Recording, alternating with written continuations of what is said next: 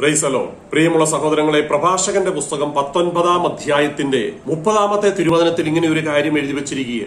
വേഷം, ചിരി, നടപ്പ് ഇവ മനുഷ്യന്റെ സത്വം വെളിപ്പെടുത്തുന്നു. വ്യക്തമാണ്. ഒരു വ്യക്തിയുടെ നടപ്പും വേഷവും ചിരിയും ഒക്കെ കണ്ടാൽ ഒരു വ്യക്തിയുടെ ചിരിക്കാതെ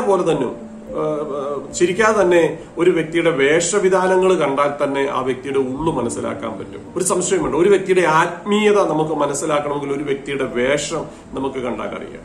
ഇപ്പൊ പരിശുദ്ധ കന്യകാമറിയും കന്യകയാണ്, അമലോത്ഭവമാണെന്നൊക്കെ പറയുന്നു. പക്ഷെ പരിശുദ്ധ കന്യകാമറിയെ ലെഗീൻസ് വിട്ട് ഒരു ടീഷർട്ട് വിട്ട് നടക്കുകയാണെങ്കിൽ മറിയ അമലോത്ഭവയാണ്, കന്യകയാണ്, അടക്കോതുക്കോ ഉള്ളതാണ്, എളിമയുണ്ട്, എളിമയുടെ നിറകുടമാണ്, പരിശുദ്ധിയുടെ നിറകുടം, എങ്ങനെയൊക്കെ പറഞ്ഞു കഴിഞ്ഞാൽ നമുക്ക് വിശ്വസിക്കാൻ പറ്റും. അപ്പൊ ഒരു വ്യക്തിയുടെ വസ്ത്രധാരണം, വേഷം, നടപ്പ്, അണിഞ്ഞൊരുങ്ങി ലിപ്സ്റ്റിക്കൊക്കെ തേച്ച് അടിച്ച് പൊളിച്ച് ഒരു നമുക്ക് പറയേണ്ട കാര്യമില്ല, നമുക്കറിയാമല്ലോ. ആ വ്യക്തിയുടെ നോട്ടവും ചിരിയും ഒക്കെ കണ്ടു കഴിയുമ്പോൾ നമുക്കറിയാം സ്പെല്ലിംഗ് മിസ്റ്റേക്കുകളാണ് പെട്ടെന്ന് മനസ്സിലാവും. കൃപയിലുള്ള ഒരു വ്യക്തിയാണെങ്കിൽ നമുക്കവരെ പെട്ടെന്ന് മനസ്സിലാവും. വിശുദ്ധ അൽഫോൻസാമയും കൂടെയുള്ള സിസ്റ്റേഴ്സും കൂടെ നടന്നു പോകുവാണെങ്കിൽ അൽഫോൻസാമേനെ ഒരു ആത്മീയത ഉള്ള ഒരു വ്യക്തിക്ക് പെട്ടെന്ന് തിരിച്ചറിയാൻ പറ്റും.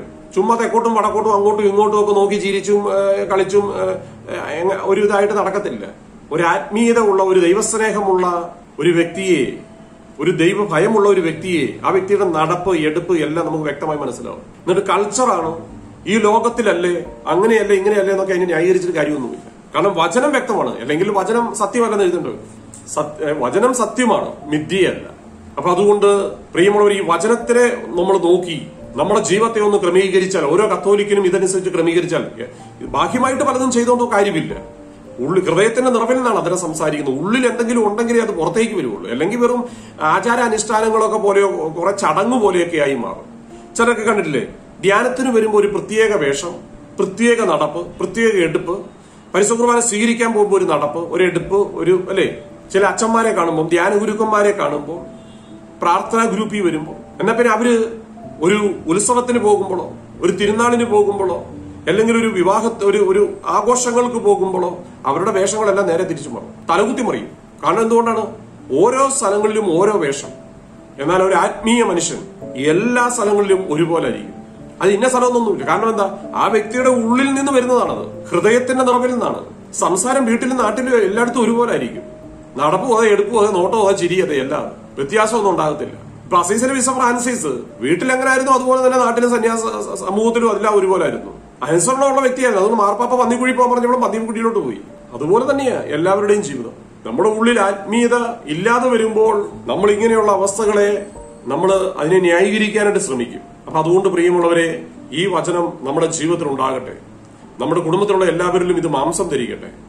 പ്രത്യേകിച്ച് കത്തോലിക്കരായിട്ടുള്ള കൂദാശ സ്വീകരിക്കുന്ന എല്ലാവരും ഈ വചനത്തെ വളരെ ഗൗരവത്തിൽ സ്വീകരിക്കുക.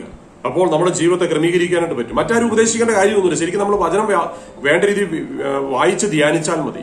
മറ്റൊരു വ്യക്തി പറയുമ്പോൾ നമുക്കത് ഉൾക്കൊള്ളാൻ പറ്റാതെ വരും. ആ വ്യക്തിയോട് ചിലപ്പോൾ ദേഷ്യവും അരിശമൊക്കെ തോന്നും. പക്ഷേ നമ്മൾ വേണ്ട രീതിയിൽ ഈ വചനം വായിക്കുന്നവരാണെങ്കിൽ അത് വായിച്ചിട്ട് കാര്യമില്ല, വായിക്കുകയും അത് ധ്യാനിക്കുകയും വേണം. അത് എന്നിലേക്ക് മാംസം ധരിക്കാൻ വേണ്ടി ആഗ്രഹിക്കണം. അപ്പോൾ നമ്മുടെ ജീവിതത്തിൽ മാറ്റം സംഭവിക്കും. അപ്പോൾ വലിയ ദൈവകൃപ നമുക്ക് ലഭിക്കും. ഇതിനെല്ലാം ഒരു ക്രമീകരണങ്ങൾ ഉണ്ടാവും.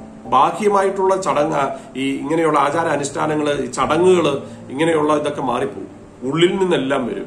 അതിനുള്ള വലിയ ദൈവകൃപ നമുക്ക് സ്വന്തമാക്കാൻ നമുക്ക് പരിശുദ്ധ കന്യകാമറിയത്തിന്റെ വിശ്വരുടെയൊക്കെ മധ്യസ്ഥം നമുക്ക് തേടാം. വലിയ ദൈവാനുഗ്രഹം, പരിശുദ്ധ ത്രിത്വം, ഇങ്ങനെ നമ്മൾ വചനമനുസരിച്ച് ജീവിക്കുമ്പോൾ, ഇങ്ങനെ ഈ ഒരു ജീവിതം ക്രമീകരിക്കാനായിട്ട് നമ്മൾ ആഗ്രഹിക്കുമ്പോൾ ത്രിത്വത്തിൽ നിന്നുള്ള വലിയ അനുഗ്രഹം നമ്മളിലേക്ക്, നമ്മുടെ കുടുംബത്തിലേക്ക്, തലമുറയിലേക്ക് ഒഴുകും. അതിനുവേണ്ടി നമുക്ക് പ്രാർത്ഥിക്കാം. ദൈവം നമ്മെ അനുഗ്രഹിക്കട്ടെ. ആമേൻ.